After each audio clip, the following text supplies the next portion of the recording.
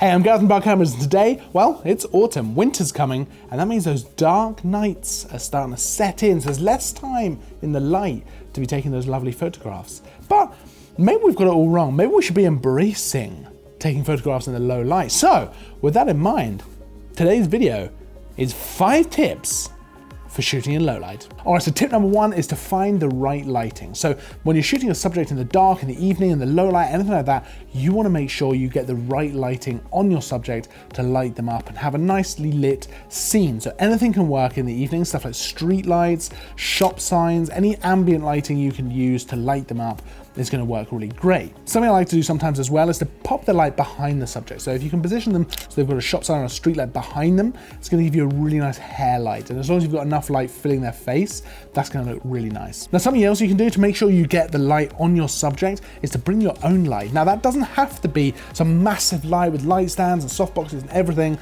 There are certainly options for that, and actually that can be really helpful if you want to control the light and be able to really control how your scene is lit completely. But if you're not up for doing that, if you don't want to lug that about, if you're just going out for a more of a casual shoot, you can take something like an LED light. I use the Manfrotto LED light. It's just a small little panel with some LED lights. You can affect the brightness, and it just fits straight into your kit bag with no issues at all. It's very small and light and just easy to hold, so you can be holding the camera in one hand and have that light just off camera. It can be really, really good. It can be just enough to just fill your subject's face, just get some light on them, sharpen up the image so it's not muddy and dark. It can be just enough to just finish off the shot, especially if you're trying to use ambient lighting around your subject, then you don't have to rely on it quite so much to actually light your subject up. And even if you're not going to be shooting a subject, even if you're going to be shooting like a landscape or like a small section of a city or anything like that, look for interesting lighting that's going to create an interesting final shot. Look at the way the lighting falls onto the ground, onto the buildings around, and if it interacts with any of the objects around it, reflection, things like that. Just try and look for that and get interesting lighting. That'll always give you an interesting shot in lower light. All right, so tip number 2 is to use a fast aperture lens. Now, this is probably a bit more of an obvious tip, but the faster your aperture on your lens, the brighter your image is going to be. So generally, it's probably best to use a lens with an f-stop of f2.8 or faster if possible. That's going to give you a nice bright image, and you won't have to bump your ISO up quite as much, which introduces noise and things like that. So you can avoid that, which is good. Now, I love using things like the Canon 85mm f1.4. That's an awesome lens. It's one of my favorite lenses to use. I love the compression look of it. I love the bokeh from it. But that f1.4 is going to give you a nice bright image in those later evening shots, in those low light shots. You're going to be able to have that bright image, again, without having to bump your ISO up as much. But really, any lens that's going to give you a fast aperture, so f1.8, f1.4, but anything f2.8 or faster is going to give you a brighter image, which is going to just work in your favor.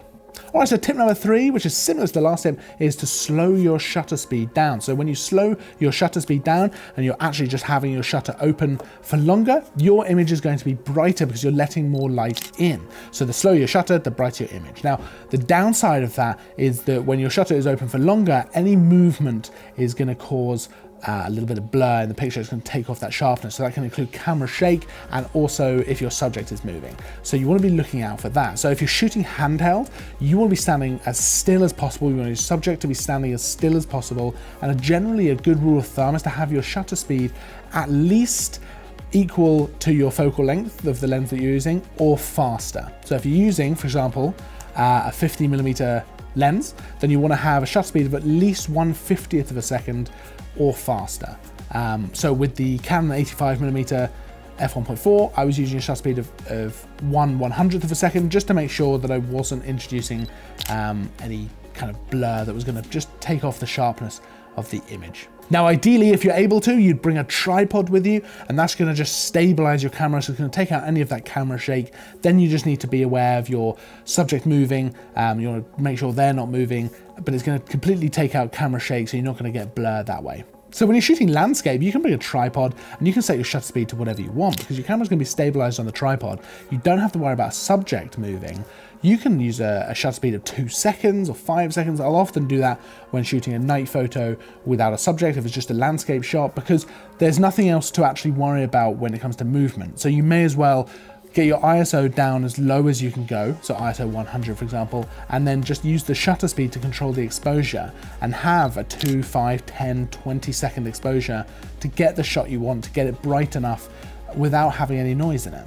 All right, so tip number 4 is focusing. So focusing can be a little bit difficult when shooting in the evening, shooting in lower light, especially autofocus, which can struggle quite a bit. So one way to overcome this and still be able to use your autofocus reliably is to use something like your phone's LED torch, or if you've got an LED torch or anything like that, to shine it onto your subject, and then you can focus with the autofocus, switch it onto manual focus to lock that focus in, turn your torch off, and start snapping away. Now, if you can do that and nail the focus, you're gonna have some really nice sharp images, and that's always gonna help in lower light, nailing the focus, just to give you the maximum sharpness you can get. So for example, if you're trying to focus on the eye, pop the torch onto your subject, make sure you are focused on the eye using the autofocus, pop onto manual focus to lock it in, and snap away. All right, so tip number 5 is to use reflections. So reflections are absolutely your friend when it comes to shooting in lower light, because you can get extra light sources from them. They can just really add an extra kind of dimension to your image. So anything from puddles and bodies of water just in general,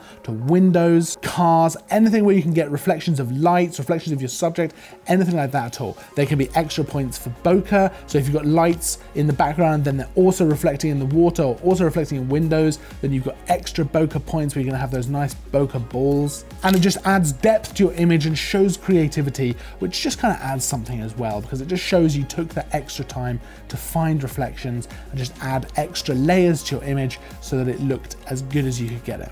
All right, so there are 5 tips for shooting photographs in lower light. I hope you found this helpful. If you have any questions at all, pop them down in the comments below. If you like the video, hit the like button. Make sure to subscribe if you're not already. I'll see you in the next video, and as always, thanks for watching.